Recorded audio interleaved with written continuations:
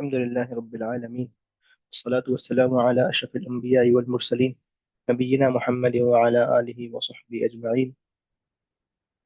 تو اس کتاب کی شرح کا یہ 8واں اور انشاءاللہ آخری درس ہے۔ شیخ نے ذکر کیا کہ باب ما جاء فی اتباع المتشابہ، باب ما جاء فی اتباع المتشابہ، کہ اس باب میں ذکر ہے متشابہ کی پیروی کرنے والوں کی مذمت کا۔ باب میں ذکر ہے متشابہ کی پیروی کرنے کی مذمت اور اس کے حرام ہونے کا۔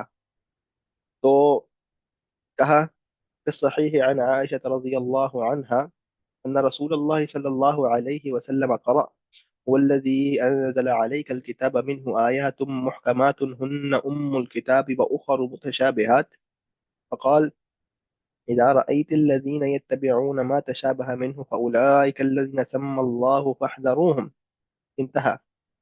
کہہ رہے ہیں کہ امی عائشہ رضی اللہ عنہا سے روایت ہے کہ انہوں نے فرمایا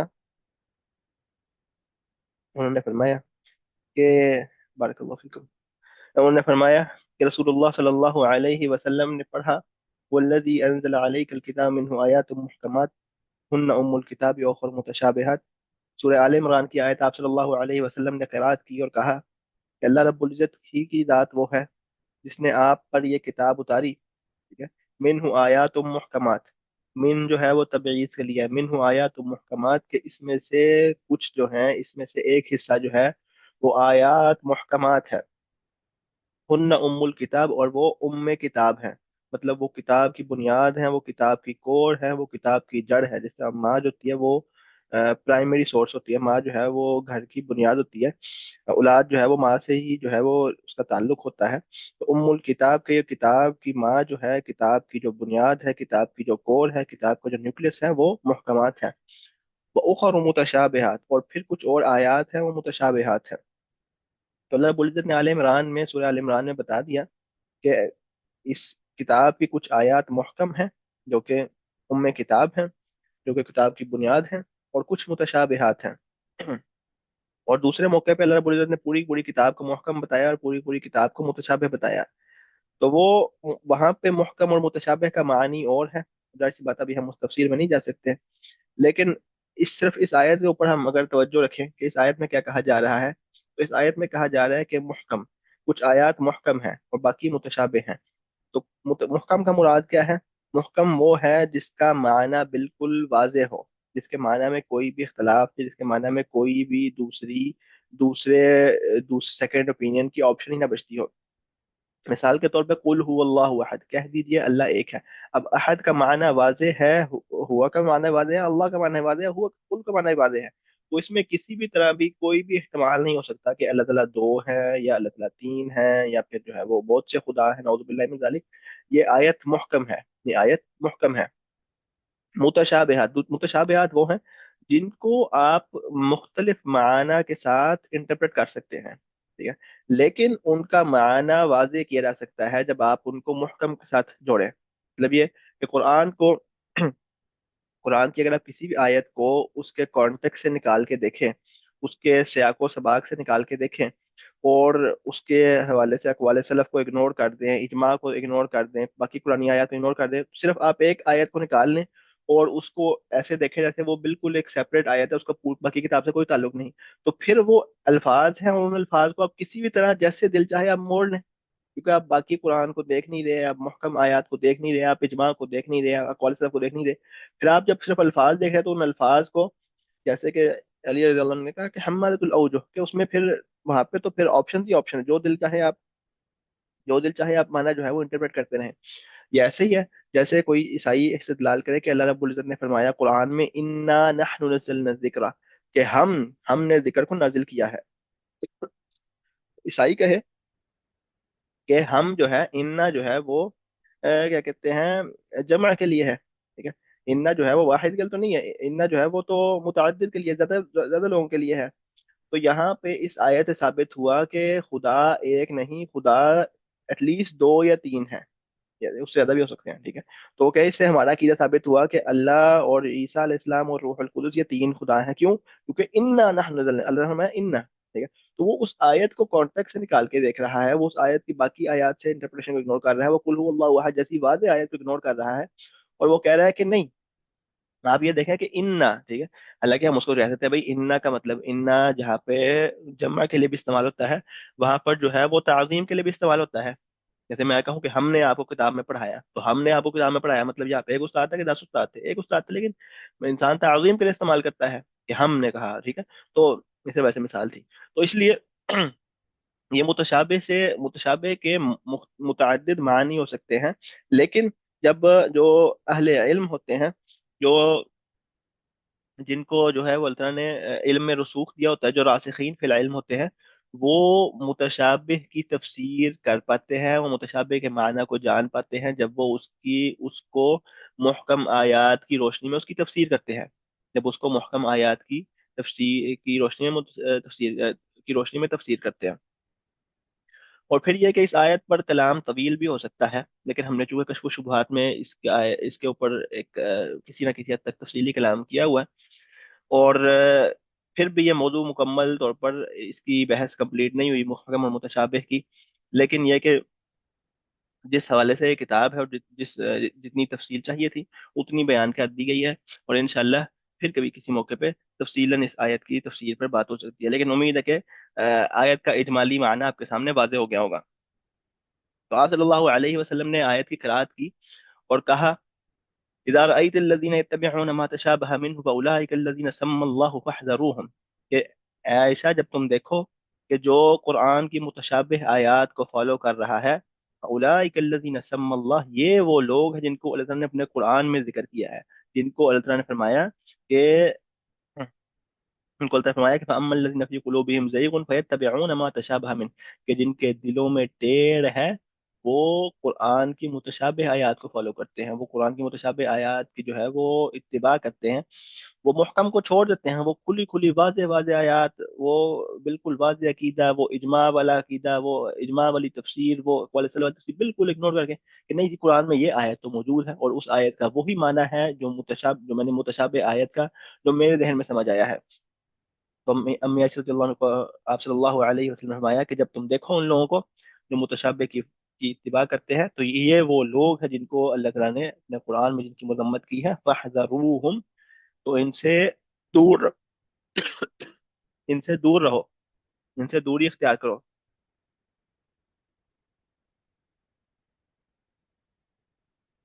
इनसे बिदतियों से दूरी इख्तियार करनी चाहिए, बिदतियों से दूर रहना चाहिए, जैसे कि आप सल्लल्लाहु अलैहि वसल्लम ने यहाँ पर फरमाया कि फहज़रूहुम। ठीक है। अच्छा, तो यहाँ पर यहाँ पर आप बहुत से लोगों को देखते होंगे कि जो कहते हैं कि हम कुरान को मानते हैं, लेकिन कुरान की सिर्फ वो चंद आयत को लेते हैं जो उनके मुताबिक होती हैं, और बाकी आयत को इग्नोर कर देते हैं। और फिर उन आयत का वो मतलब लेते हैं जो उनका दिल करता है, और बाकी जो भी माना है उसको इग्नोर कर देते हैं। उसकी मैं आपको मिसाल दूं, तो एक शख्स, एक अकीदा है, अकीदा नहीं, एक कुरानी लोग हैं जो कि बिल्कुल गैर कुरानी है, जो सुन्नत का इनकार करते हैं। तो उन्होंने कहा कि जनाब, दीन में किसी भी सूरत कत्ल करना जायज नहीं। जिहाद तो दूर की बात है, अगर आपके ऊपर कोई चोर भी हमला कर दे, कोई डकैत भी आपके घर में आ जाए, कोई आपकी इज्जत लूटने पर भी आ जाए, तो आपने जान दे देनी है, लेकिन लड़ना नहीं। कि दीन में किसी का खून बहाना किसी भी वजह से अलाउड नहीं। तो जिहाद तो दूसरे पे, गजवा बदर, गजवा उहद, सब कुछ जो है वो उनके नजदीक कहानियां हैं, ऐसा कुछ भी नहीं हुआ। बल्कि जो है वो आप किसी का खून नहीं बहा सकते, चाहे हक हो या बर हक हो। और उसकी वजह क्या है? उसकी वजह ये कि उन्होंने मुहकम आयात बिल्कुल इग्नोर कर दी। सूरह अनफाल में, सूरह तौबा में और बाकी सूरतों में जितना अल्लाह ताला ने जिहाद के अहकाम बयान किए, किताल के अहकाम बयान किए, उन सब को इग्नोर करके इधर रहे। इधर एक आयत पकड़ ली कि अल्लाह ताला ने फरमाया वतलु अलैहिम नबअ बनी आदम बिल हक, जो जिसमें अल्लाह ताला ने आदम अलैहिस्सलाम के बेटों का जिक्र किया कि जो है वो एक ने अपनी जान दे दी और उसने दूसरे से झगड़ा नहीं किया। फिर देखो, ये आपके सामने मिसाल है कि वो कामयाब था और उसने नहीं लड़ा तो वो जन्नत में चला गया। तो ये कुरान हमें हुक्म बता रहा है। ठीक है, ये हमने आयत का एक माना ले लिया अपनी मर्जी का, और इस आयत को लेके हमने बाकी दसियों, कई सौ आयत के माना को हमने कुल्लियतन मुअत्तल कर दिया, सुन्नत को इग्नोर कर दिया, इजमा को लेकर। तो ये मुतशाबिह के पैरोकार हैं, इनसे डरना चाहिए, इनसे दूर रहना चाहिए। وقال عمر رضی اللہ عنہ، عمر رضی اللہ عنہ کا فرمان ہے، یہدم الاسلام ذلت عالم وجدال منافق بالقرآن وحکم الائمة المضلین. کیا پیاری بات ہے جی، کیا پیاری بات ہے. کہتے ہیں عمر رضی اللہ عنہ کا فرمان ہے کہ یہدم الاسلام، کہ اسلام کی عمارت کو ڈھا دیتے ہیں، اسلام کی عمارت کو گرا دیتے ہیں، اسلام کو تباہ کر دیتے ہیں ذلت عالم، عالم کی غلطی، عالم کی غلطی. دیکھیں جی، عالم سے غلطی ہو سکتی ہے. ایک عالم نے 10,000 فتوے دیے، اس میں سے تین چار کا شاذ ہو جانا، تین چار میں اس کو بڑی غلطی کا لگ جانا، اس سے جو ہے وہ کیا کہتے ہیں، ایک ایسا شاذ کول، ایک ایسا مرجوح کول کا اختیار کر لینا، یہ ممکن ہے. کون ہے جس سے غلطی نہیں ہوتی؟ کون ہے جس سے جو ہے وہ، جس کو وہم نہیں ہو سکتا؟ کون ہے جس کو جو ہے وہ جس کے فہم میں غلطی لگ سکتی ہے، جس کو جو ہے وہ معاملے کا ادراک نہیں ہو سکتا؟ تو ذلت عالم، لیکن ہوتا کیا ہے کہ عالم کی پیروی ہو رہی ہوتی ہے، تو عالم اگر غلطی کرتا ہے تو اس کے پیچھے جو ہے وہ لوگوں کا جھنڈ اور لوگوں کا گروہ اور اس کے پیروکار سب غلطی کر جاتے ہیں. ٹھیک ہے؟ تو یہ اسلام کی بربادی ہوتی ہے کہ وہ ایک شخصی غلطی نہیں ہوتی، وہ پھر ایک شخصی غلطی کی وجہ سے کئی ہزاروں غلطی ہوتی ہے. تو اس سے ڈرنا چاہیے کہ انسان علماء کی غلطیوں کی پیروی سے بچے.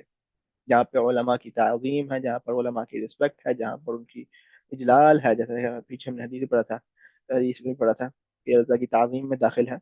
تو تو یہاں پر ان کو سب کچھ ہے، لیکن ان کو ان کی اخطاء میں ان کی پیروی نہیں کی جائے گی.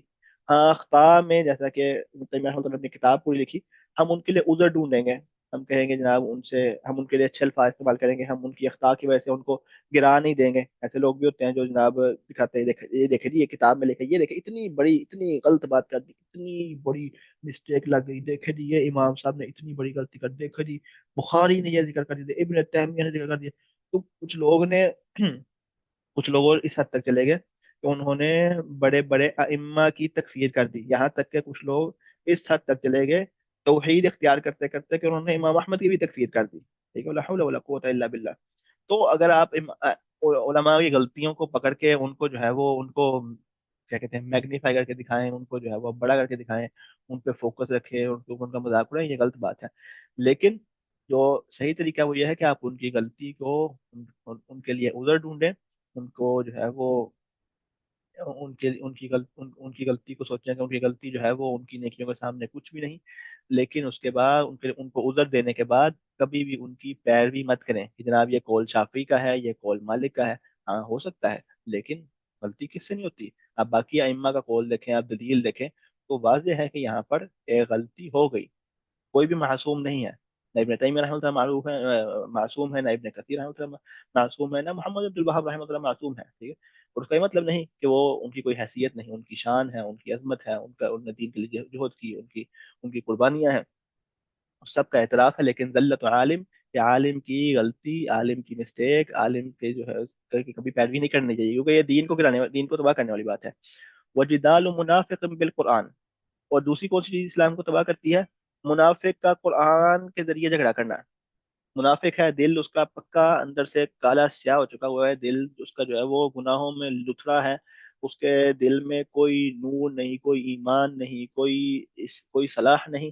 لیکن قرآن اس کو آتا ہے، اچھا قرآن پڑھ لیتا ہے، اچھا قرآن جو ہے وہ اس کو عربی پہ اس کی گرپ بھی ہو سکتی ہے، اس کو جو ہے وہ قرآن کے مختلف علوم کا علم بھی ہو سکتا ہے. میں پچھلے دروس میں ذکر کیا ہے کہ جو ہے وہ میں نے ذکر کیا کہ یہ جو اپنے آپ کو قرآنی کہتے ہیں، ان میں زیادہ تر کے پاس کو قرآن پڑھنا بھی نہیں آتا.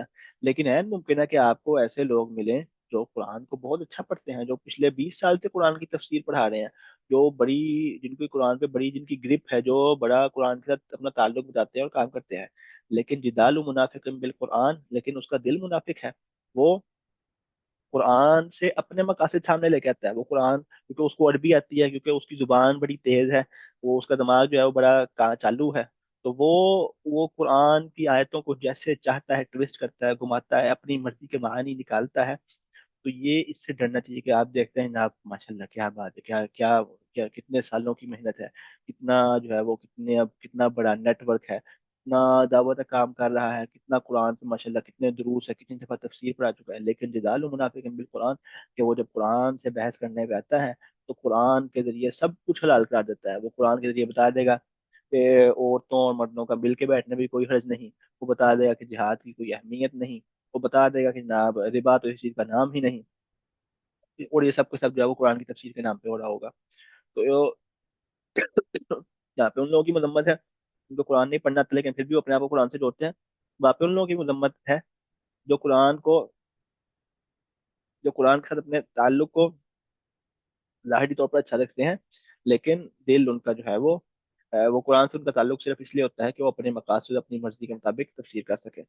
وحکم الائمۃ المضلین، اور جو ہے وہ گمراہ کن، گمراہ کرنے والے جو ہے وہ ائمہ کا حکم، ائمہ گمراہ کرنے والے لیڈرز کے فیصلے، گمراہ کرنے والے حکمرانوں کے فیصلے، ٹھیک ہے۔ تو اب کسی کے پاس طاقت ہے، کسی کے پاس اختیار ہے، تو وہ پابندی لگا دے کہ جناب آج سے جو ہے وہ نقاب نہیں، نقاب کی اجازت نہیں، مردوں کو داڑھی کی اجازت نہیں، اور جو ہے وہ دین کے اندر دین میں تبدیلیاں کر دے، وہ کہ جناب آج سے ہم جو ہے وہ 12 ربیع الاول کے چھٹی کریں گے، ہم جو ہے وہ جلوس نکالیں گے، اور ہم جو ہے وہ تو یہ بدعتیں اس سے ہی پھیلتی ہے نا، یہ جو کیا کہتے ہیں عید نبی والی جو چیز ہے، یہ یہ کس نے اس کا آغاز کیا تھا؟ تو فاطمیوں نے اس کا آغاز کیا تھا، فاطمیوں کے پاس اختیار تھا، فاطمیوں کے پاس طاقت تھی، اس وقت وہ، اس وقت وہ حکمران تھے، تو انہوں نے اپنے پیسے کے اوپر انہوں نے جو ہے وہ اس کے سرکاری خرچے کے اوپر ایک دفعہ سلسلہ شروع کیا، اور امت نے اس کی پیروی شروع کر دی، گمراہ لوگوں نے۔ تو جن کے پاس اختیار ہوتا ہے جب وہ فیصلے کرتے ہیں تو پھر ان کے فیصلوں کے ذریعے، ان کی طاقت کے ذریعے باطل پھیلتا ہے اور دین کو نقصان پہنچتا ہے۔ تو اتباع متشابہ سے ڈرنا چاہیے، اور متشابہ سے کیسے ڈرنا چاہیے؟ یہاں پہ جدال منافق بالقرآن، یہ جو منافق ہوتا ہے نا یہ متشابہ کے ذریعے ایسی ایسی باتیں کو مانگنے کہتا ہے، تو اس سے بچنا چاہیے کیونکہ یہ بھی اتباع متشابہ میں داخل ہے۔ ولما سأل سبيغ عن الذاريات وأشباهها ضربه عمر رضی اللہ عنہ والقصة مشہورہ۔ یہاں پہ انہوں نے مختصر قصے کا ذکر کیا کہ سبیغ نامی شخص جو تھا وہ عمر رضی اللہ عنہ کے پاس آیا، اور کہے کبھی کہے یہ داریات کا مطلب کیا ہے، یہ داریات کچھ سمجھ، یہ مرسلات کا مطلب کیا ہے، ٹھیک ہے۔ تو جو ہے وہ متشابہ کی پیروی کرنے والوں میں سے تھا، اور وہ قرآن میں شک ڈالنے والوں میں سے تھا کہ یہ تھوڑا عجیب نہیں ہو گئے، تھوڑا ذرا مانا واضح نہیں ہے، ٹھیک ہے۔ تو اب وہ کوئی قرآن سمجھنے کے لیے آئے تو اور بات ہے، لیکن قرآن میں شک پیدا کرنے کے لیے اور قرآن میں جو ہے وہ اپنی جو ہے وہ اپنا جو ہے وہ بیچ میں اپنا اپنی کہانی اپنا منزل بیچنے کے لیے، تو اس نے جب شبیر نے مدینہ آ کے اس طرح کی حرکتیں کی، جو مطلب یہ کہ آپ عقیدہ سیکھو، آپ دین سیکھو وہ تو اور بات ہے، آپ فقہ سیکھو وہ تو اور بات ہے، لیکن آپ جو ہے وہ لفظ کے معنی کے اوپر نہیں، اس کا مطلب ایسے ایسے کیسے، تو وہ جو ہے وہ صرف لوگوں کو پریشان کرنے کے لیے اور لوگوں کے اوپر اپنا جو ہے وہ علم جھاڑنے کے لیے اور لوگوں کے ساتھ بحث کرنے کے لیے جب اس نے اس طرح کی حرکتیں کی، تو عمر رضی اللہ عنہ نے اس کو ضربہ عمر، انہوں نے اس کو مارا، اور اتنا مارا کہ جناب اس کے جو ہے وہ سر سے خون پکڑ کے نکال دیا، اور پھر لکھ ڈالا کہ کوئی شخص بھی اس کے ساتھ مت بیٹھے۔ تو وہ کہتے ہیں، بسرا کی بات ہے، بسرا والے کہتے ہیں کہ وہ ہم اگر 100 بندے بیٹھے ہوتے اور وہاں پہ آ کے بیٹھے تو ہم اٹھ کے بھاگ جاتے وہاں سے، ہم نکل لیتے وہاں سے، ٹھیک ہے۔ تو ایسے لوگوں کو متشابہ کی پیروی کرنے والوں، ان کا حل وہی ہے جو عمر رضی اللہ عنہ نے کیا کہ مار مار کے جو ہے اس کے سر سے خون نکال دیا۔ القصۃ مشہورہ۔ باب وعید من قال فی القرآن برأیہ وما لا يعلم، اس باب میں وعید کا ذکر ہے جو قرآن میں اپنی رائے اور اپنی مرضی اور اپنی رائے سے بات کرتا ہے اور بغیر علم کے بات کرتا ہے۔ تو اس باب میں وعید کا ذکر ہے اس شخص کے اوپر جو قرآن میں اپنی رائے سے کلام کرتا ہے اور بغیر علم کے کلام کرتا ہے۔ تو بات بڑی واضح ہے جی کہ قرآن اللہ تعالیٰ کا کلام ہے، لفظاً و معنی، معنی بھی اللہ تعالیٰ کی طرف سے ہے۔ تو جب آپ کسی آیت کا معنی بیان کرتے ہیں نا، تو آپ بیسیکلی جو ہے وہ آ، آپ بیسیکلی اللہ رب العزت کی طرف ایک بات کی نسبت کر رہے ہوتے ہیں، آپ اللہ تعالیٰ کی طرف سے ترجمانی کر رہے ہوتے ہیں۔ میں کہوں کہ جناب اس آیت کا مطلب قل انما حرم ربی الفواحش کا مطلب یہ اور یہ اور یہ اور یہ ہے، یہ میں کس کی طرف سے بیان کر رہا ہوں؟ میں اللہ تعالیٰ کے لفظ کا معنی بیان کر رہا ہوں اور اللہ تعالیٰ کی طرف نسبت کر رہا ہوں کہ اللہ تعالیٰ نے یہ معنی لیا ہے. تو آپ میرے اوپر جھوٹ بولیں، چلو یہ تو حرام بات ہے.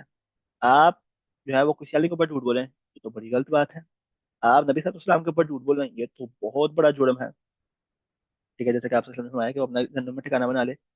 اور پھر جو اللہ کے اوپر جھوٹ بولے، اور کس بنیاد پہ جھوٹ بول رہا ہے؟ چلیں آپ کے پاس کوئی دلیل ہوتی ہے، آپ کے پاس اقوال سلف ہوتے ہیں، آپ کے پاس جو ہے وہ پراپر ایک تفسیر کا منہج ہوتا، طریقہ ہوتا، تو وہ بات اور تھی. لیکن آپ کے پاس کچھ بھی نہیں اور آپ کہتے ہیں کہ یہ میری قرآن کی انڈرسٹینڈنگ ہے. تم ہو کون بھائی؟ اور یہ ابھی پچھلے زمانے میں بتایا کہ بات ہو رہی تھی ایک اپنے آپ کو قرآن کی راہ دینے والے شخص سے. تو وہ کہتے ہیں میں نا قرآن کھولتا ہوں اور پھر میں ہر آیت پہ رک کے سوچتا ہوں کہ یہاں پر مجھے کیا کہا جا رہا ہے. ٹھیک ہے. اور پھر وہ ماشاءاللہ ایسے ایسے معنی نکالتے ہیں کہ بندہ کہتا ہے کہ یہ آپ نے کیا کہاں سے نکالا ہے معنی؟ ٹھیک ہے، آپ نے کہاں سے؟ تو اپنی مرضی کی تفسیر کیوں؟ کیونکہ مجھے یہ سمجھ آیا ہے.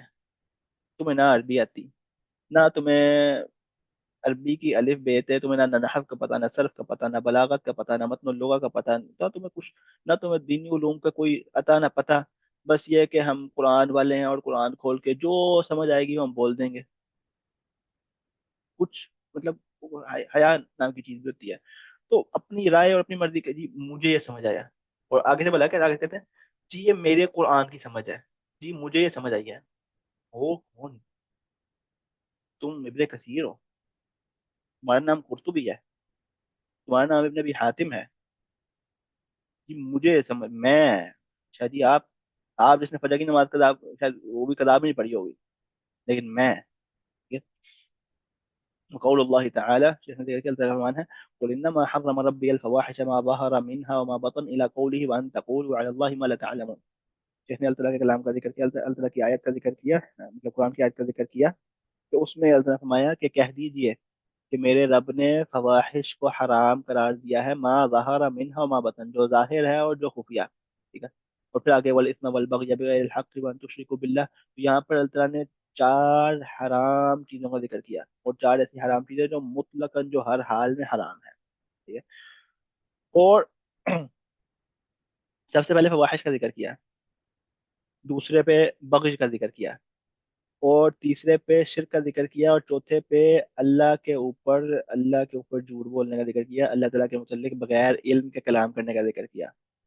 تو ابن قیم رحمۃ اللہ کہتے ہیں کہ اللہ تعالیٰ نے جو ہے وہ چھوٹے گناہ سے بڑے گناہوں کی طرف گئے. تو فواحش، سوچے زنا کوئی چھوٹی بات تو نہیں ہے، لیکن فواحش سے اگلا درجہ بغض، اور پھر اس سے اگلا درجہ شرک، اور شرک سے بھی اگلا درجہ اللہ تعالیٰ کے اوپر بغیر علم کے بات کرنا، اللہ تعالیٰ کے متعلق بغیر علم کے بات کرنا. تو سب سے بڑا گناہ جو ہے وہ اللہ تعالیٰ کے سے متعلق بغیر علم کے بات کرنا ہے. اور شرک جو ہے وہ اس میں داخل ہے. جو شرک کرتا ہے وہ بیسیکلی اللہ تعالیٰ کے متعلق بغیر علم کے کلام کر رہا ہوتا ہے. تو وَأَن تَقُولُوا عَلَى اللَّهِ مَا تَعْلَمُونَ کہ اللہ تعالیٰ کے متعلق بغیر علم کے کلام کرنا، یہ نہ صرف حرام ہے، یہ نہ صرف اللہ تعالیٰ نے حرام قرار دیا ہوا ہے، بلکہ یہ سب سے بڑھ کر حرام چیز ہے. سب سے بڑا جرم ہے، سب سے بڑا گناہ ہے کہ اللہ تعالیٰ کے متعلق بغیر علم کے کلام کیا جائے. تو دین کے متعلق بات کرتے ہوئے خاص طور پر اختیار کرنی چاہیے. ٹھیک ہے؟ یہ کوئی بیمار ہو ہماری طرف سے، ہمارا کوئی رشتہ دار بیمار ہو، تو کوئی نہیں کہتا یار ٹرائی مارتے ہیں آج نا، یہ والی دوائی دے دیتے ہیں. ٹھیک ہے. مجھے نہیں پتا دوائیوں کا نام، میں نے فارمیسی پڑھی ہے، لیکن یہ گولی نا بڑی اچھی لگ رہی ہے، باہر سے آئی ہوئی ہے، یہ دے دیتے ہیں ان کو. ایسے کوئی حرکت نہیں کرے گا کہ نہیں نہیں نہیں، ڈاکٹر صاحب اچھے ڈاکٹر صاحب سے پہلے پوچھیں، جو ڈاکٹر صاحب کہیں گے وہی، اور پھر ہم ڈبل چیک کرائیں گے، ہم ٹرپل چیک کروائیں گے، ہم جو ہے وہ کراس چیک کریں گے. اچھا. اور تین کے معاملے میں، ہاں جی ہاں جی نماز ہو گئی آپ کی جی، ہاں جی طلاق نہیں ہوئی جی، ہاں جی ایسے ہی ہے بالکل، ہاں جی یہ سود تو نہیں نا ہے، اللہ تعالیٰ کا دین ایسا تو نہیں نا ہے. جو دل میں تو بولتے رہتے ہیں وَأَن تَقُولُوا عَلَى اللَّهِ مَا تَعْلَمُونَ کہ اللہ کو جھوٹ مانتے ہو. کیوں؟ کیونکہ دین کے متعلق بولنے کا ہمارا حق ہے، کیونکہ ہم مسلمان ہیں، تو اس دین کے بعد ہمارے پاس لائسنس ہے، جو دل کرے بولتے رہے. زیادتی ہے. وعن ابن عباس رضي الله عنهما أن رسول الله صلى الله عليه وسلم قال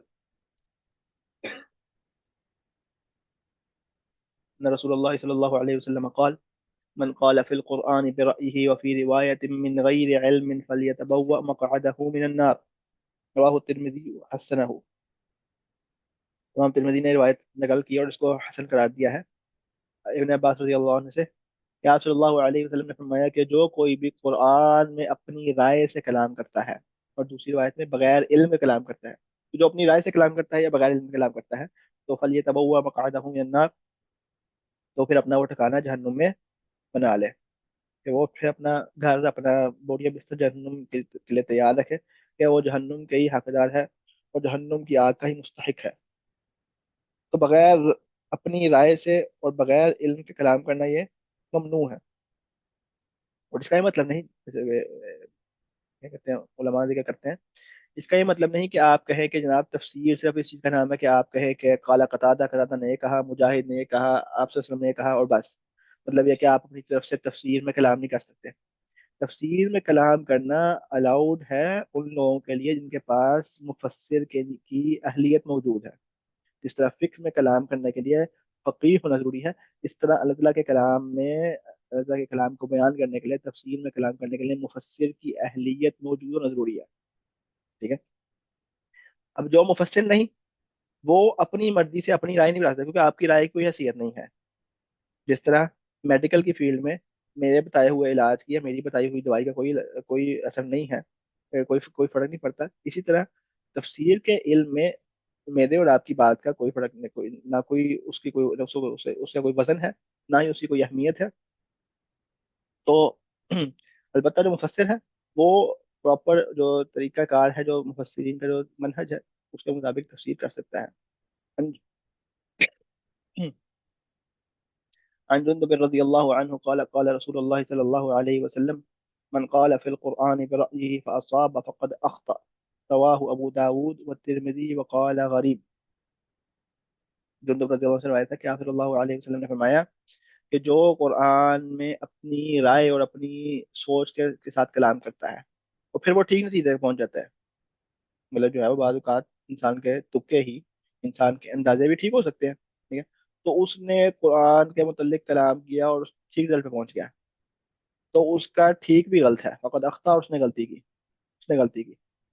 تو ہم یہ عذر نہیں دیں گے کہ جناب اینڈ رزلٹ تو ٹھیک ہے، نہیں، اینڈ رزلٹ ٹھیک نہیں، اس سے پہلے جو پراپر جو طریقہ کار ہے، جو میکینزم ہے، اس کو فالو نہیں کیا گیا، تو وہ پھر بھی گناہ گار ہے، اور وہ پھر بھی اس کو وہ مذموم ہے، اور پھر بھی اس کو گناہ ملے گا، جیسے کہ شافعی رحمۃ اللہ نے کہا، کیونکہ وہ جس نتیجے پر پہنچا ہے وہ یقین کے ساتھ اور علم کے ساتھ نہیں پہنچا، بلکہ وہ اندازوں اور تکوں کے بنیاد پر پہنچا ہے، اور اندازے اور خیال اور تخمینے جو ہیں وہ دین میں اس کی اجازت نہیں۔ تو یہ نہیں کہا جائے گا کہ جناب اس نے ٹھیک فیصلہ کیا، ٹھیک، ٹھیک فیصلہ کرنا وہ غلط بات ہے، لیکن اس نے پراپر میکنزم کو فالو نہیں کیا، پراپر طریقہ کو فالو نہیں کیا، تو وہ پھر بھی مذموم ہے اور اس کو گناہ ملے گا۔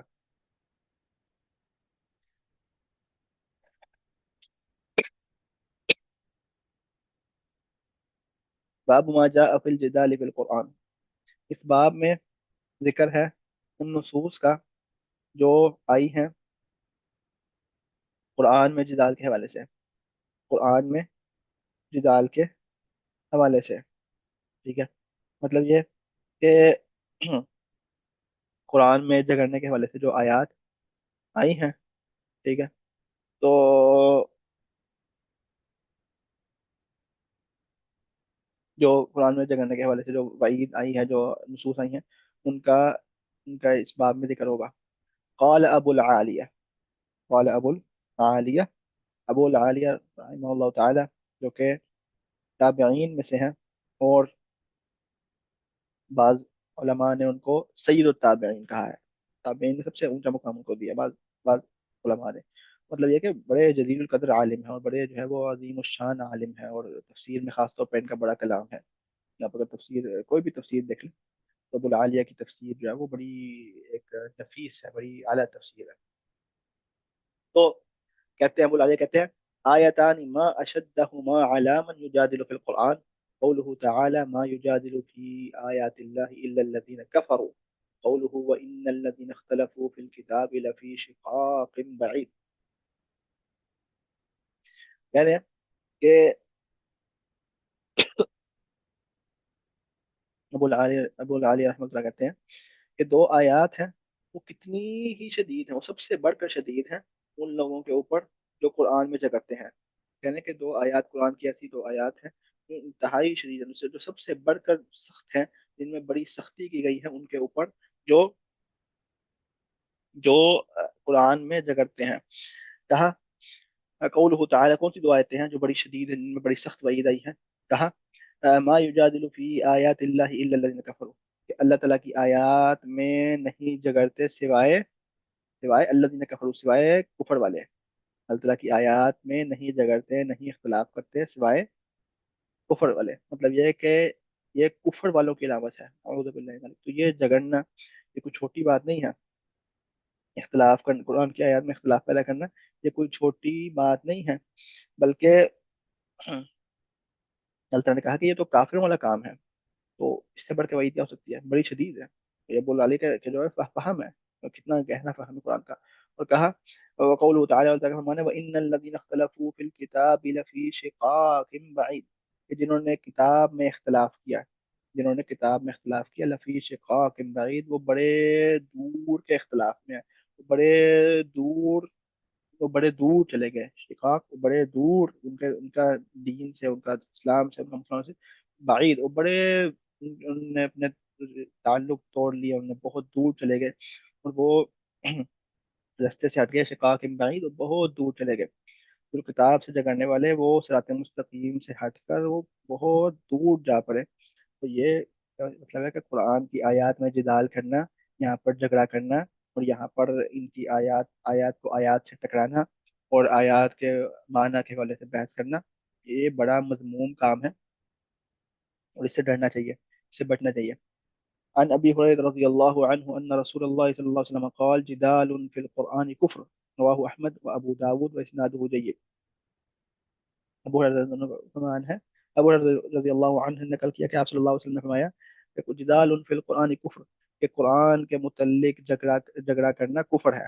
قرآن کے متعلق جھگڑا کرنا کفر ہے. ٹھیک ہے. تو یہ بھی ویسی ہی آیت ہے، ایسی حدیث ہے جیسے اوپر اللہ تعالیٰ کا فرمان ہے کہ ما یجادل فی آیات اللہ الا الذین کفروا. وفی حدیث عمرو بن شعیب عن ابیہ عن جدہ، حدیث عمرو بن شعیب یہ بڑا مشہور سلسلہ ہے. عمر ابن شعیب جو ہے وہ اپنے باپ سے، اور پھر وہ اپنے باپ سے. ٹھیک ہے. تو سلسلہ خاندانی سلسلہ جی رابیوں کا. تو عمرو بن شعیب روایت کرتے ہیں عن ابیہ عن جدہ رضی اللہ عنہما قال سمع رسول الله صلى الله عليه وسلم قوم يتمارون في القرآن قال انما اهلك من كان قبلكم بهذا، کہ آپ صلی اللہ علیہ وسلم نے ایک قوم کو دیکھا، لوگوں کو دیکھا کہ وہ قرآن میں جھگڑ رہے ہیں. وہ قرآن میں قرآن کے بارے میں جھگڑ رہے ہیں. تو آپ صلی اللہ علیہ وسلم نے فرمایا کہ تم سے پہلے والے اسی وجہ سے ہلاک ہوئے تھے، تم سے پہلے والے اسی وجہ سے برباد ہوئے تھے. تو جب تم کتاب اللہ کو تقسیم کر لو گے، جب تم اس کے ٹکڑے ٹکڑے کر لو گے، یہ پارٹ جو ہے وہ قرآن کا اس نے لے لیا اور وہ پارٹ اس نے لے لیا، وہ کہتا ہے کہ میری آیتیں کہتی ہے، وہ کہتا ہے میری آیتیں کہتی ہے، تم یہ جب قرآن کو تم تقسیم کر لو گے، اللہ تعالیٰ کے کلام کے تم حصے حصے کر لو گے، تو اس سے تم سے پچھلی والی قومیں بھی اس وجہ سے ہلاک ہوئی تھی کہ یہ پورا کا پورا قرآن ایک ہے، اس کا معنی ایک ہے، اس کے معنی میں اختلاف نہیں ہو سکتا. لیکن جو کم عقل لوگ ہیں، جو بیوقوف لوگ ہیں، ان کو سمجھ نہیں آتی، یا پھر جو اپنی خواہش پرستی کرتے ہیں، جو اپنے مسلک کی پرستی کرتے ہیں، اپنے عقیدے کی جو ہے وہ اپنے عقیدے کو فالو کرتے ہیں، تو وہ اپنی مرضی کی آیت لے لیتے ہیں، اور پھر باقی آیات جو اس سے ٹکراتی ہیں وہ ان میں جگڑتے ہیں. مطلب یہ کہ مثال تو جیسے میں آپ کو مثال دی کہ جنہوں نے ذکر کیا کہ وَاتْلُ عَلَيْهِمْ نَبَأَ ابْنَيْ آدَمَ الْحَقِّ، جنہوں نے آدم علیہ السلام کے بیٹوں والے قصے کو لے لیا. اب ان کے سامنے میں نے جتنی بھی آیات ذکر کی جہاد کی، قتال کی، انہوں نے اس کو جو ہے وہ نہیں اس کا مطلب یہ ہے، نہیں اس کا مطلب یہ ہے، نہیں اس آیت میں یہ. تو جدال فی القرآن، قرآن میں جگڑنا، قرآن کی آیتوں کو آیتوں سے ٹکرانا، جیسے یہ کسی اور شخص کا کلام ہے، اور جیسے اس کے اوپر ایمان لانا واجب بھی نہیں. قرآن پورے کے پورے کو تسلیم کرو، پورے کے پورے کو، اس میں ہارمنی نہیں ہے. تم اس میں کیوں جو ہے وہ اختلاف لانا چاہ رہے ہو؟ تو قرآن میں جگڑنا، وہ کہتا ہے کہ نہیں اس میں یہ لکھا ہے، وہ کہتا ہے نہیں اس میں وہ لکھا ہوا ہے. تو یہ جو ہے وہ گمراہی ہے. لیکن علماء کا جو اختلاف ہے وہ اس میں داخل نہیں، علماء کا اختلاف اس میں داخل نہیں. مثال طور پہ क्योंकि वो इल्मी बुनियादों के ऊपर है और वो शरعی बुनियादों के ऊपर है और वो शरعی हदूद के अंदर है। मिसाल तौर पे अल्लाह ताला ने फरमाया कि वल मुतल्लक़ातु यतरब्बस्न बिअनफुसिहिन्न सलासा कुरू, कि जिनको तलाक दी जो तलाक याफ्ता औरतें हैं उन्होंने 3 कुरू जो है वो वेट करना है। 3 कुरू जो है वो उन्होंने उनकी इद्दत है। अब कुरू के मतलब कहा गया कि ये इससे मुराद है पाक होना, और और कहा गया इससे मुराद है हैज होना। तो अब हैज में और पाक होने में फर्क है, कितने दिनों का फर्क है अभी तो ठीक है, फर्क है। अब दोनों राय उलमा की है। तो अगर कोई आलिम दूसरे आलिम से इस वाले से बहस करता है, मुनाजरा करता है, उसमें हरज नहीं है, क्योंकि वो हक की तलाश के लिए है। लेकिन जब हक की तलाश के लिए ना हो, और जब वो दीन की तयशुदा बातों में कदर के हवाले से, तकबीर के हवाले से बहस हो, रजा के अस्मा व सिफात के हवाले से बहस हो, जो बातें तयशुदा हैं, जो बातें रीड अपॉन हैं, उनमें इंसान कुरान की आयतों से झगड़े, उनकी आयत उनके माना को बदले, तो उसके ऊपर ये वाईद आई है, के ऊपर ये वाईद आई है। ठीक है, मिसाल पे जैसे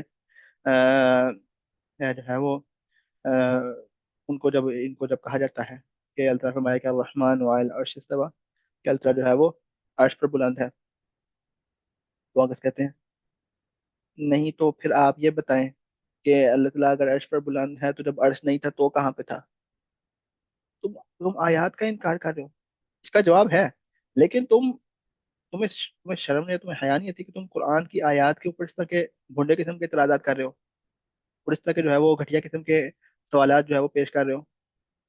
कुरान और सुन्नत को सार आंखों के ऊपर तस्लीम करना चाहिए, बजाय कि इंसान कहे कि नहीं इसमें फिर अच्छा, फिर आप ये बताएं कि इसका मतलब क्या बनता है। तो ये जिदाल फिल कुरान है। बाबू मा जा फिल इख्तिलाफ फिल कुरान फी लफ्ज़िही औ माना। इस बाब में जिक्र है उन नसूस का और उन आयात और हदीस का जो कुरान में इख्तिलाफ करने के हवाले से आई हैं, चाहे वो लफ्ज़ के ऊपर इख्तिलाफ हो या माना के ऊपर इख्तिलाफ हो। तो लफ्ज़ के ऊपर इख्तिलाफ भी मजमूम है और माना के ऊपर इख्तिलाफ भी मजमूम है, और इस बाब में उन आयात और नसूस का जिक्र है। वक़ौलुल्लाहि तआला वला यज़ालून मुख्तलिफीन इल्ला मन रहिम रब्बुक वलिज़ालिका खलक़हुम।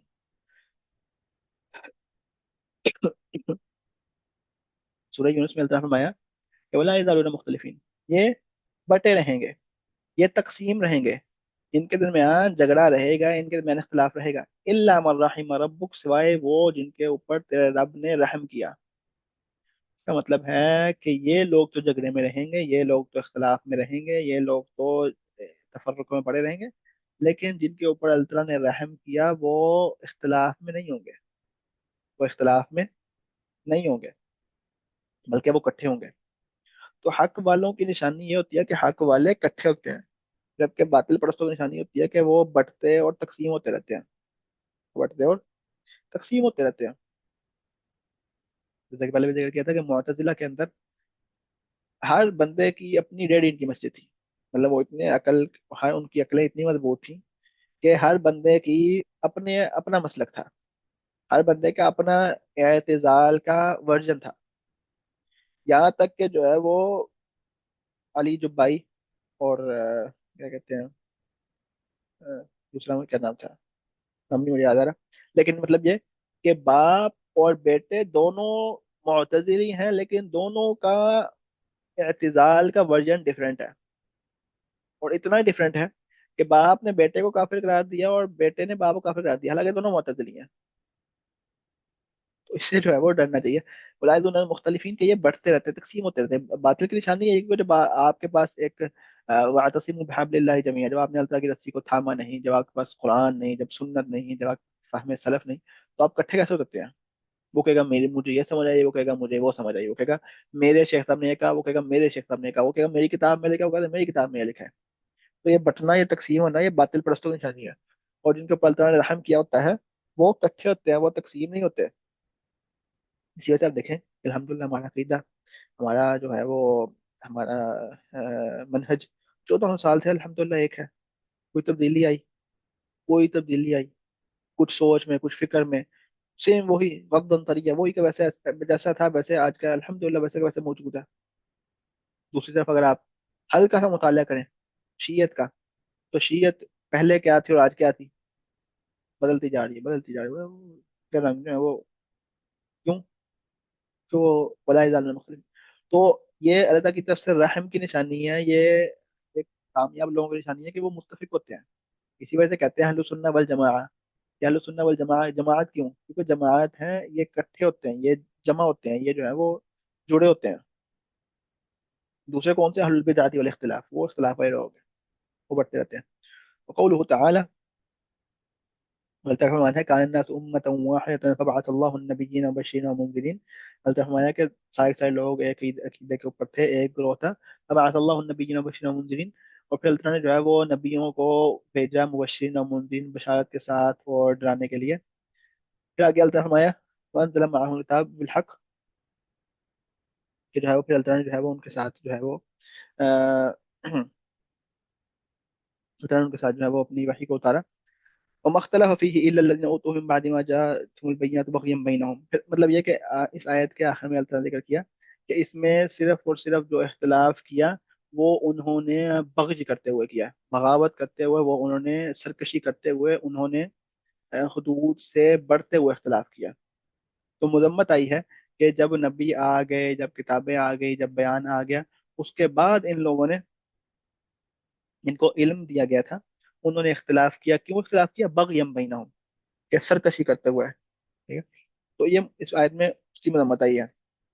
وفي الصحيح عن ابن مسعود رضي الله عنه قال سمعت رجلا يقرأ الآية، سمعت النبي صلى الله عليه وسلم يقرأ خلافها، فأخذت بيدي فانطلقت به إلى النبي صلى الله عليه وسلم فذكرت ذلك له فعرفت في وجهه الكراهية، فقال كلاكما محسن فلا تختلفوا، فإن من كان قبلكم اختلفوا فهلكوا، یعنی کہ بخاری نے روایت ہے کہ ابن مسعود رضی اللہ عنہ سے کہ وہ کہتے ہیں کہ میں نے ایک بندے کو دیکھا کہ وہ آیت اس طرح پڑھ رہا ہے جس طرح آپ صلی اللہ علیہ وسلم نہیں پڑھی تھی، مطلب کہتے ہیں میں نے جس طرح آپ صلی اللہ علیہ وسلم سے سنا تھا وہ اس سے مختلف طریقے سے پڑھ رہا تھا، تو میں بڑا حیران ہوا کہ میں تو اس طرح سنی تھی، یہ کس طرح سے پڑھ رہا ہے؟ تو کہتے ہیں میں اس کو ہاتھ کو پکڑ کے میں ہاتھ کے میں اس کو لے گیا آپ صلی اللہ علیہ وسلم کے پاس، اور میں نے آپ صلی اللہ علیہ وسلم سے ذکر کیا کہ یہ شخص اس آیت کو اس طرح پڑھ رہا تھا، تو کہتے ہیں میں نے آپ صلی اللہ علیہ وسلم کے چہرے پہ ناپسندیدگی دیکھی، اور آپ صلی اللہ علیہ وسلم نے فرمایا کلاکما محسن، تم دونوں کے دونوں درست ہو، فلا تختلفوا، تو جھگڑا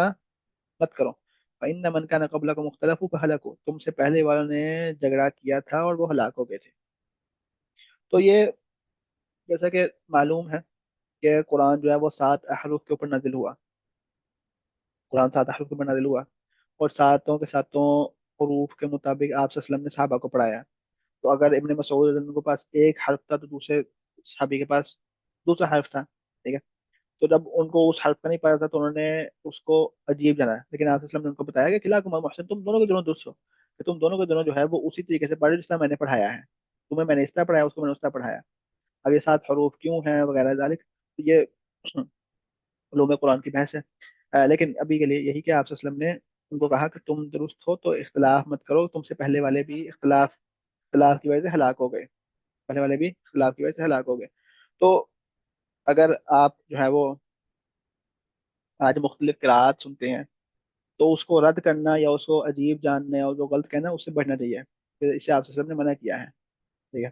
ہم لوگ چونکہ ہم لوگ ایسی بات ہے کہ ہم جو ہے وہ ہماری اپنی جو ہے وہ قراءت ہے،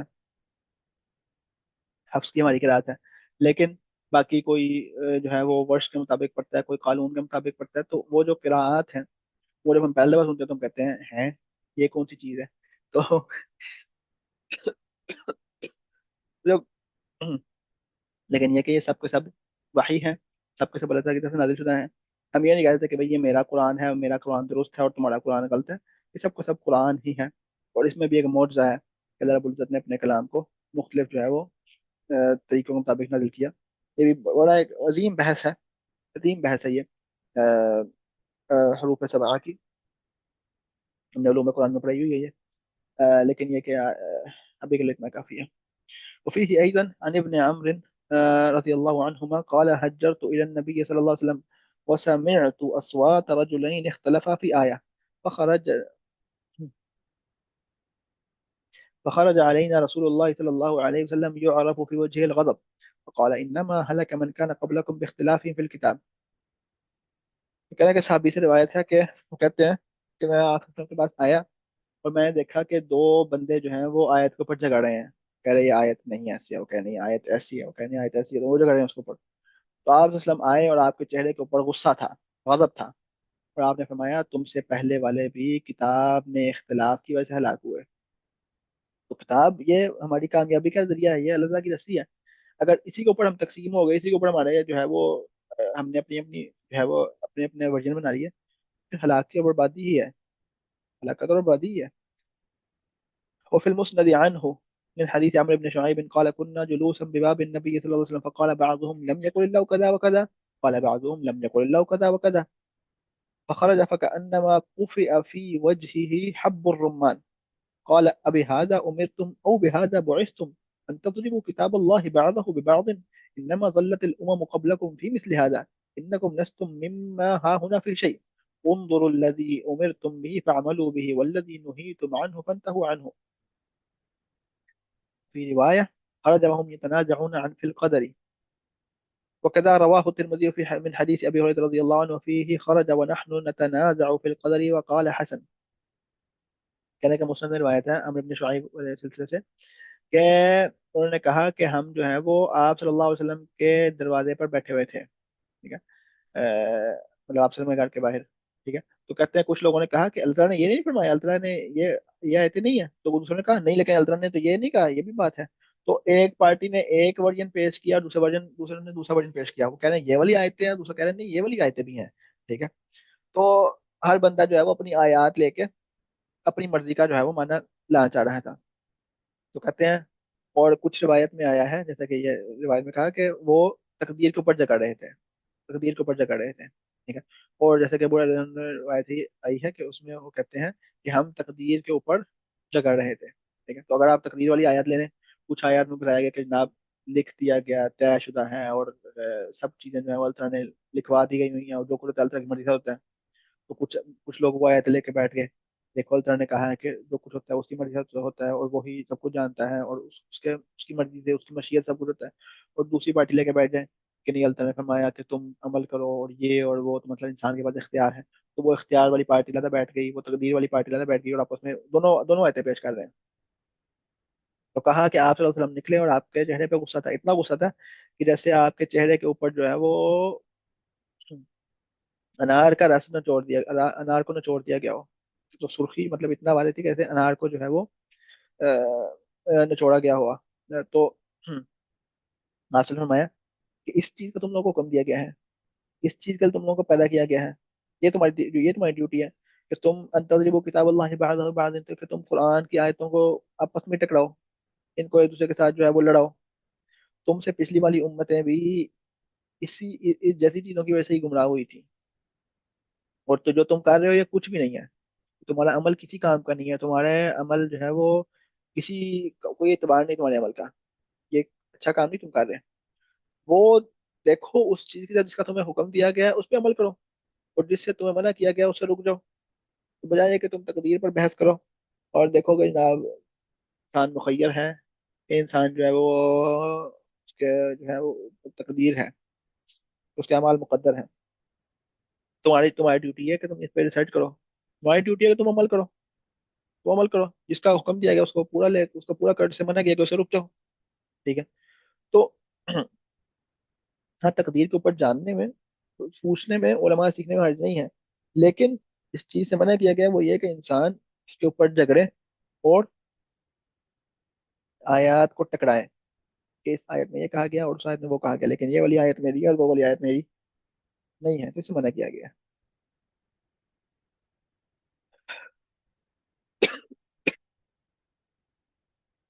باب اذا اختلفتم فقوموا، باب میں حکم ہے، بیان بتایا گیا کہ جب تم اختلاف کرو تو پھر کھڑے ہو جاؤ، جب اختلاف شروع ہو جائے، جب جھگڑا شروع ہو جائے تو پھر اٹھ کھڑے ہو، ٹھیک ہے. مطلب یہ ہے کہ یہ ہر جنگ لڑنے والی ہوتی، ہر جنگ لڑنے والی نہیں ہوتی. ہر جگہ آپ کو مطلب ہم لوگ تو کہتے ہیں نہیں بحث ہوگی تو میں نے اپنا جو ہے وہ علم ثابت کر کے رہنا ہے، میں نے جو ہے وہ اپنا علم ثابت کر کے رہنا ہے، اور میں جو ہے وہ میں نے اس کو غلط ثابت کر کے رہنا ہے، نہیں جھگڑنے سے منع کیا گیا.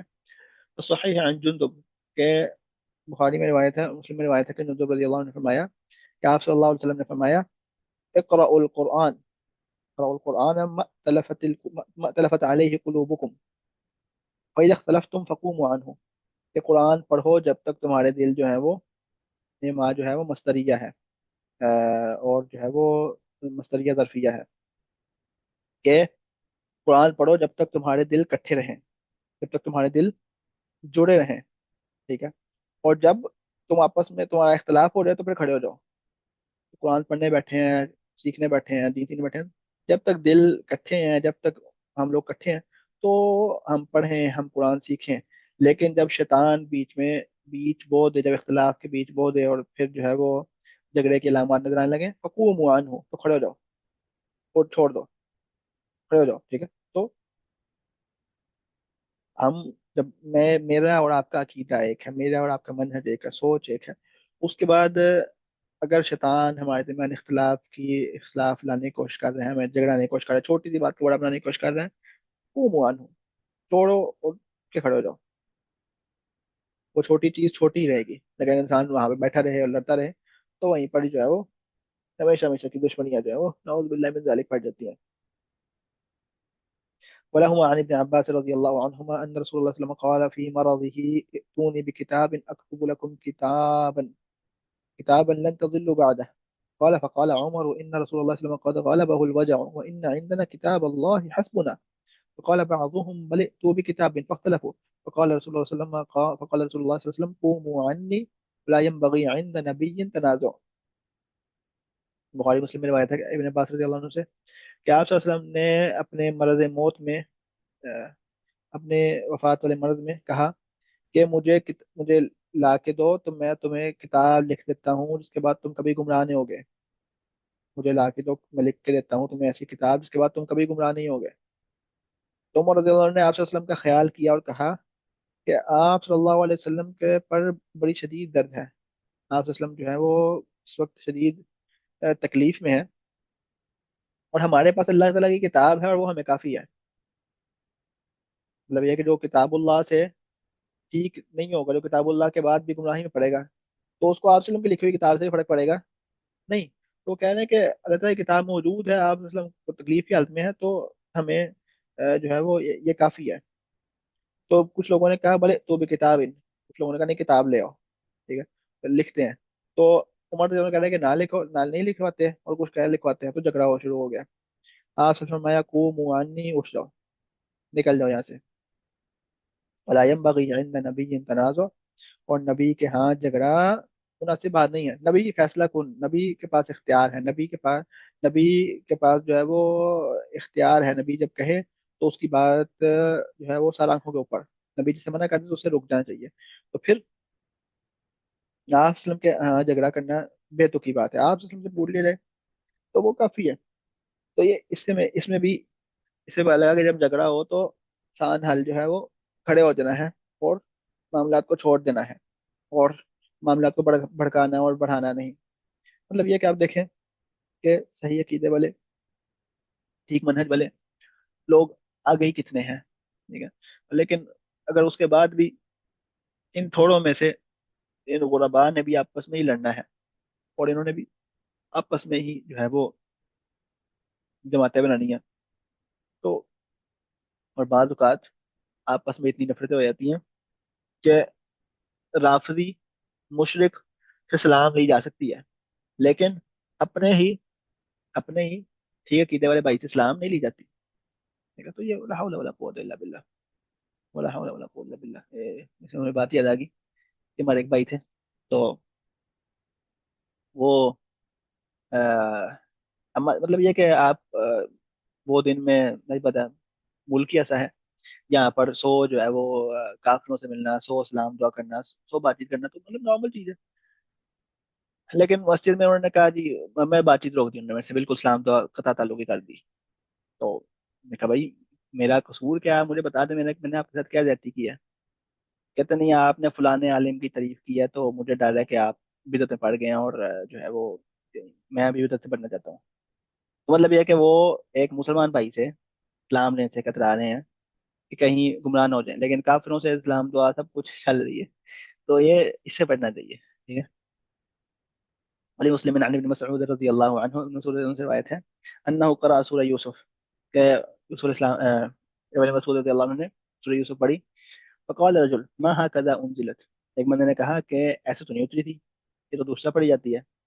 کہا اتکذب بالکتاب اتکذب بالکتاب، کہ کیا تم قرآن کو جھٹلاؤ گے، کیا تم قرآن کو جھٹلاؤ گے؟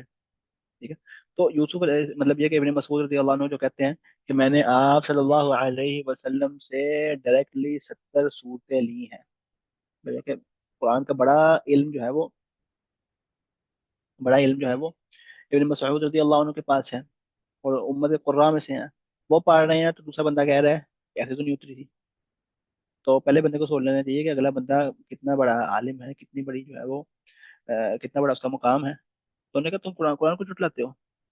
تو یہ کہ تم یہ معنی غلط ہے، یہ جب تمہیں نہیں پتا تو لا علمی کا علاج سوال ہے. لا علمی کا علاج یہ نہیں کہ چونکہ مجھے نہیں پتا تو یہ غلطی ہوگا. بہت سے لوگ کہتے ہیں جناب یہ حدیث ہے ہی نہیں، حدیث باطل ہے. کیوں کیوں باطل ہے؟ کہ جی میں نے کبھی یہ حدیث نہیں سنی. آپ نے کتنی حدیثیں سنی ہے؟ ٹھیک ہے، آپ نے کتنی حدیثیں سنی ہے؟ تو مطلب یہ کہ خود مجھے بھی سوال جاتے ہیں کہ جناب یہ اس روایت کا کیا، یہ روایت کہاں پہ ہے، مطلب اس روایت کا کیا حکم ہے؟ تو بھائی پہلے یا تو آپ ریسرچ کر لیں اور پھر آپ کہیں کہ یہ باطل ہے. لیکن آپ نہ ریسرچ کرنے قابل اور آپ بیٹھے بیٹھے کہیں حدیث باطل ہے. ہاں اس پہ عمل نہ کریں، اس کو صحیح نہ قرار دیں، لیکن بیٹھے بیٹھے آپ کہیں کہ ایسی کوئی بات ہی نہیں ہے دین میں، ایسا کوئی قصہ ہی نہیں ہے. اور بعد میں پتا لگتا ہے نہ وہ چیز تو بخاری اور مسلم میں تھی، اور لوگ کہتے ہیں نہیں ہم نے تو کبھی سنا نہیں تھا. تو بھیا آپ نے نہیں سنا، اس کا مطلب ہے کہ آپ پوچھیں. یہ مطلب نہیں کہ آپ جو ہے وہ اپنی مرضی سے انکار کرنا شروع کر دیں. باب قول اللہ تعالی ومن اظلم ممن ذکر بآیات ربه ثم اعرض عنها انا من المجرمین منتقمون. اس باب کا عنوان ہے اللہ تعالیٰ کا فرمان کہ اس سے بڑھ کر ظالم کون ہے جو جس کو اللہ تعالیٰ کی آیات سے نصیحت کی جائے فاعرض عنها، اور پھر وہ اعراض کرتا ہے اور پھر منہ پھیرتا ہے. انا من المجرمین منتقمون، اور ہم مجرموں سے انتقام لینے والے ہیں. تو یہ شخص مجرم ہے جس کو قرآن کی آیتوں سے نصیحت کی جائے اور پھر وہ منہ پھیر لے. جو قرآن آئے تو پھر ہمیں ہماری آنکھوں میں تو آنسو ہونے چاہیے، ہمیں تو تسلیم کرنا چاہیے، ہمیں تو گردن جھکا دینا چاہیے. ٹھیک ہے. تو اعراض کرنا بڑا سخت جو ہے وہ گناہ ہے. اور جب آپ صلی اللہ علیہ وسلم سے تکبر کا پوچھا گیا کہ تکبر کسے کہتے ہیں، تو آپ صلی اللہ علیہ وسلم نے فرمایا الکبر بطر الحق وغمط الناس. تکبر کسی کا نام ہے. ٹھیک ہے، تکبر کسی کا نام نہیں ہے کہ جو ہے وہ بندے کے پاس 30 لاکھ کی گاڑی ہو، یا بندے کے پاس جو ہے وہ 50 ہزار کی گھڑی ہو، یا جو ہے وہ کوئی برانڈیڈ کپڑے پہنتا ہو. یہ تکبر نہیں ہے. جو تکبر ہے وہ یہ ہے بطر الحق، حق کا انکار کرنا، حق کو جٹلانا. کیوں؟ نہیں جی حق کو تو میں اس کو مانتا. جیسا کہ قریش مکہ یا اس سے پہلے جتنے بھی تھے، جو جو کوئی بھی امیر تھے، جو کوئی بھی اپنی امتوں کے اپنے گروہوں کے بڑے تھے، وہ یہ کہتے تھے کہ یہ چھوٹے اور یہ غریب نبیوں کے ماننے والے ہیں، تو ہم تو نہیں مانتے، ہم ایسے حق کو نہیں مانتے جدھر یہ غریب اور یہ فقیر اور یہ غلام یہ نبیوں کے ماننے، ہم تو نہیں ایسے مانتے. تو بطل حق کا انکار کرنا کیوں؟ کیونکہ وہ میری سوچ کے مطابق ہے، وہ میرے مذہب کے مخالف ہے، وہ میری فکر کے مخالف ہے. اور کیونکہ میں اس پہ نہیں تھا، جیسے یہودیوں نے حق آپ صلی اللہ علیہ وسلم کو جانتے ہوئے آپ کے اوپر ایمان نہیں لے کے آئے. کیوں؟ کیونکہ جو ہے وہ ہمارے گروہ میں نہیں ہے، ہمارے بنی اسرائیل میں سے نہیں ہے. تو حق کا انکار کرنا، وغمط الناس، اور لوگوں کو حقیر جاننا. تو دو چیزیں ہوتی ہیں تکبر: حق کو جٹلانا، حق کا انکار کرنا، اور لوگوں کو کم تر جاننا. تو 30 لاکھ کا کی گاڑی لینا یہ کوئی تکبر نہیں ہے. ہاں اگر آپ گاڑی میں بیٹھ کے سائیکل والے کو کہیں کہ یہ غریب ہے، یہ کیا لوگ ہیں یہ، تو پھر جو ہے وہ یہ تکبر ہے. وروي عن ابن مسعود رضي الله عنه أنه قال من أكبر الذنوب عند الله أن يقول العبد اتق الله فيقول عليك بنفسك. یہ بڑی بڑی گہری بات ہے.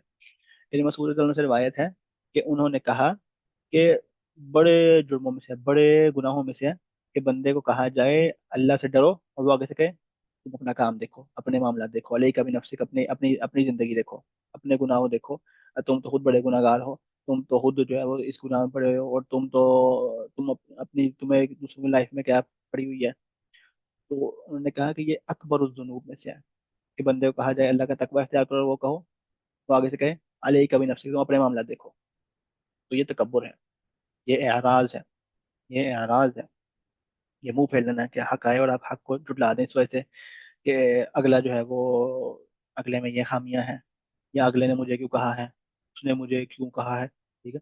وفي الصحيح عن ابي واقد الليثي رضي الله عنه قال إن رسول الله صلى الله عليه وسلم بينما هو جالس في المسجد والناس معه إذ أقبل ثلاثة نفر، فأقبل اثنان إلى رسول الله صلى الله عليه وسلم وذهب واحد، قال فوقفنا على رسول الله صلى الله عليه وسلم، فأما أحدهما فرأى فرجة في الحلقة فجلس فيها، أما الآخر فجلس خلفهم، فأما الثالث فأدبر ذاهبا، فلما فرغ رسول صلى الله عليه وسلم قال ألا أخبركم عن النفر الثلاثة، أما أحدهم فآوى إلى الله فآواه الله، وأما الآخر فاستحيا الله منه، وأما الآخر فأعرضه الله فأعرض الله عنه.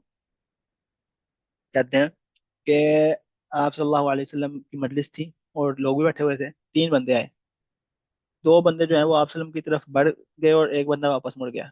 ठीक है, कह रहे हैं कि एक ने देखा कि आगे जगह है, आगे मजलिस में एक जगह है, तो वो आगे बढ़ के बैठ गया।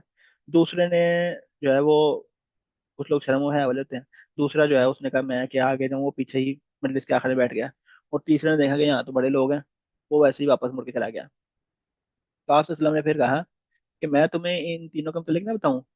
इनमें से एक वो था जो अल्लाह और उसके रसूल की तरफ पनाह लेने के लिए आया, तो उसको अल्लाह, जो जो अल्लाह के पास पनाह लेने के लिए आया, तो अल्लाह ताला ने उसको पनाह दी, अल्लाह ताला ने उसको अपना मेहमान बनाया। ठीक है, और मतलब ये कि जो आगे बढ़ा।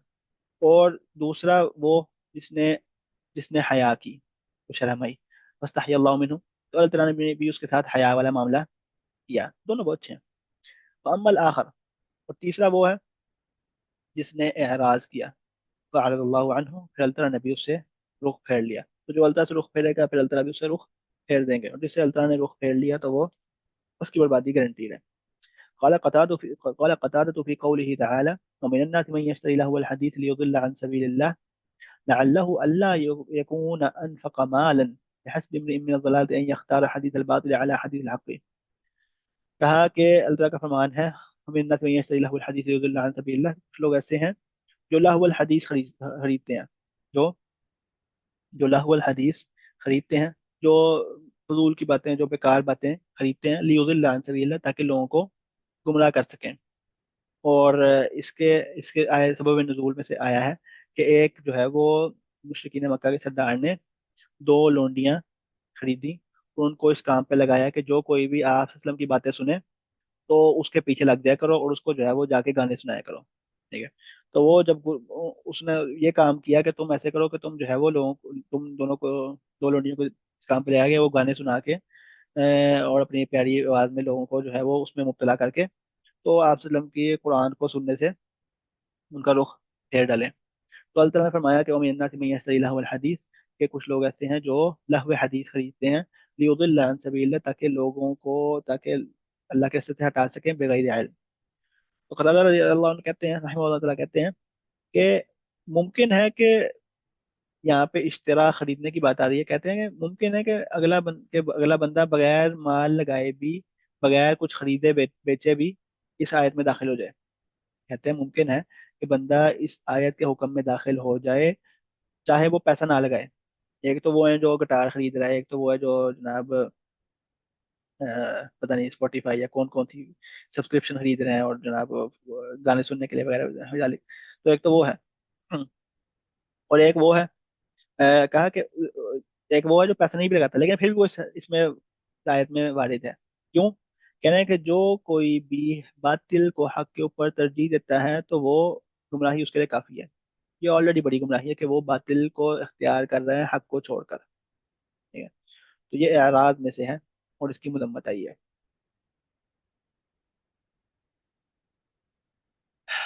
باب ما جاء فی التغنی بالقرآن، اس باب میں ان نصوص کا ذکر ہے جو تغنی کے حوالے سے آئی ہیں۔ جو تغنی کسے کہتے ہیں؟ خوبصورت آواز۔ ٹھیک ہے، خوبصورت آواز سے قرآن کو، خوبصورت آواز سے قرآن کو پڑھنا۔ ٹھیک ہے، تو تغنی بالقرآن کے حوالے سے جو بھی نصوص ہیں وہ اس باب میں ذکر ہیں۔ عن ابي هريره رضي الله عنه ان رسول الله صلى الله عليه وسلم قال ما اذن الله لشيء ما اذن لنبي ان يتغنى بالقران، کہہ رہے ہیں کہ اللہ تعالیٰ نے کوئی بھی چیز اتنی توجہ سے اور اتنے دھیان سے اور اتنے جو ہے وہ اتنا جو ہے وہ اس کو رسپیکٹ دیتے ہوئے نہیں سنی جتنا اللہ نے اپنے نبی کی قرآن کو تغنی لا حول ولا قوة الا باللہ.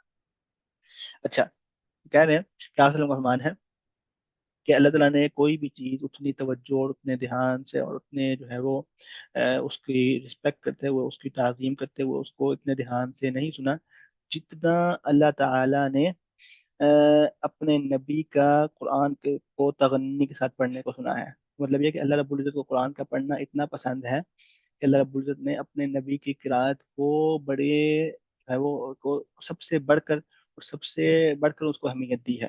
اور اس کو جو ہے وہ بڑے جو ہے وہ دھیان سے اللہ رب العزت نے سنا ہے. تو اللہ رب العزت جو ہے وہ قرآن کی قرآت کو پسند کرتے ہیں، اور اس کو جو ہے وہ اس کو جو ہے وہ اس کو اس کا استعمال کرتے ہیں. اور پھر آپ صلی اللہ علیہ وسلم بھی جو ہے وہ قرآن کی قرآت کو پسند کرتے ہیں، جیسا کہ ابی بن کعب والی حدیث میں ہے کہ وہ آپ صلی اللہ علیہ وسلم نے فرمایا کہ میں سننا چاہتا ہوں، کہ میں تمہارے منہ سے جو ہے وہ قرآن کی تلاوت وہ سننا چاہتا ہوں. ٹھیک ہے. اور ملائکہ بھی جو ہیں وہ قرآن کی قرآت کو سنتے ہیں، وہ قرآن کی قرآت کو سنتے ہیں. تو اللہ اللہ رب العزت قرآن کو قرآت کو سنتے ہیں، نبی صلی اللہ علیہ وسلم قرآت کو سنتے تھے، ملائکہ قرآن کی قرآت کو سنتے ہیں. تو یہ سننا بھی عبادت ہے. اور پھر تغنی بالقرآن، تغنی کے قرآن کو خوبصورت آواز سے پڑھا جائے.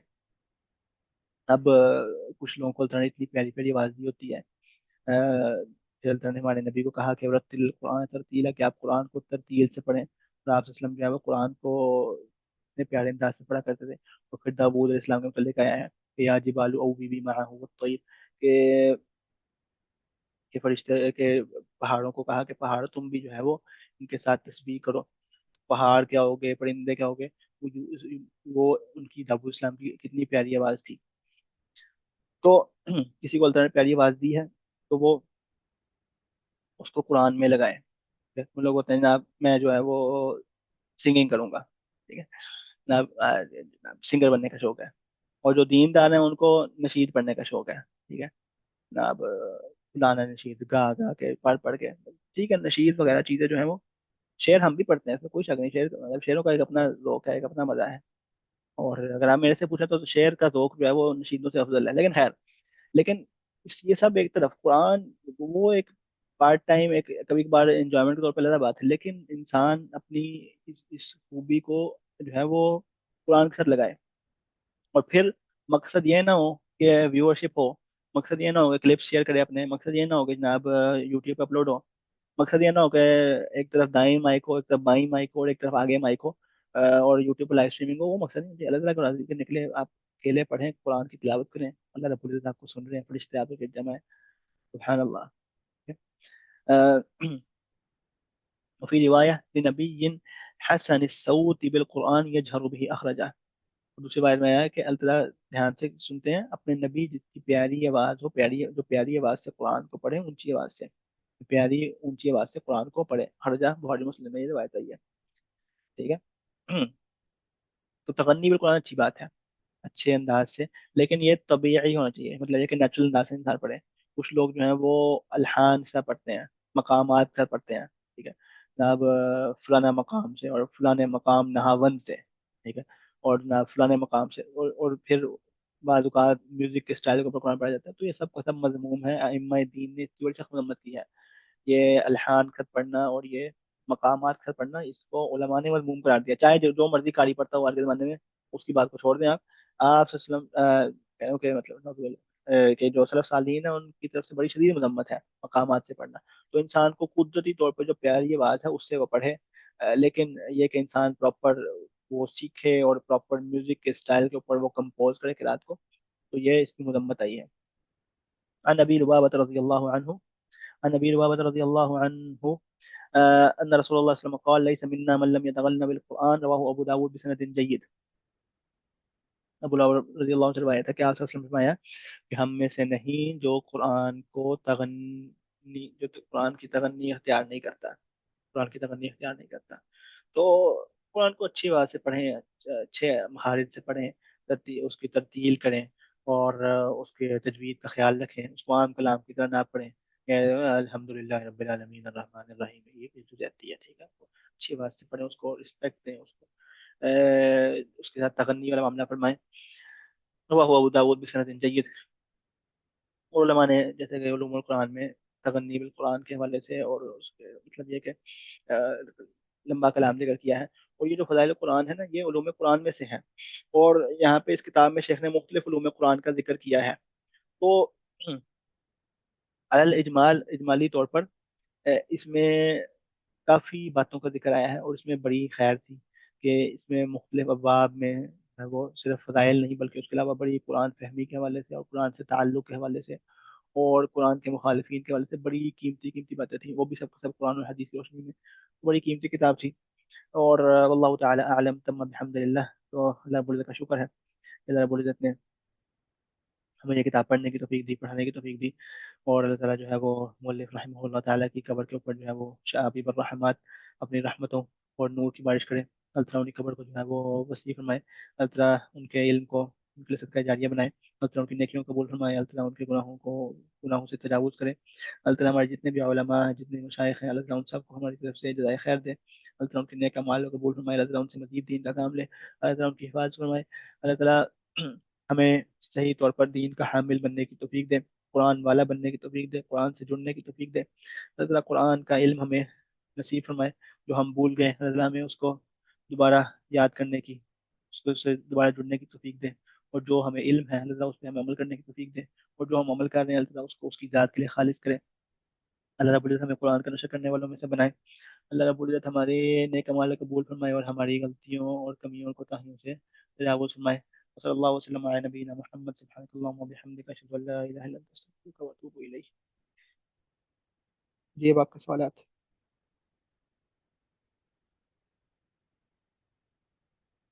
کیا نوافل نماز جیسے تراویح وغیرہ کے رکوع و سجود میں قرآن دعا پڑھ سکتے ہیں؟ فرض میں پڑھ سکتے ہیں. جو جس چیز سے منع کیا گیا ہوا ہے وہ ہے دعا، قرآن کی تلاوت. قرآن کی تلاوت سے منع کیا گیا ہوا. لیکن اگر کوئی انسان جو ہے وہ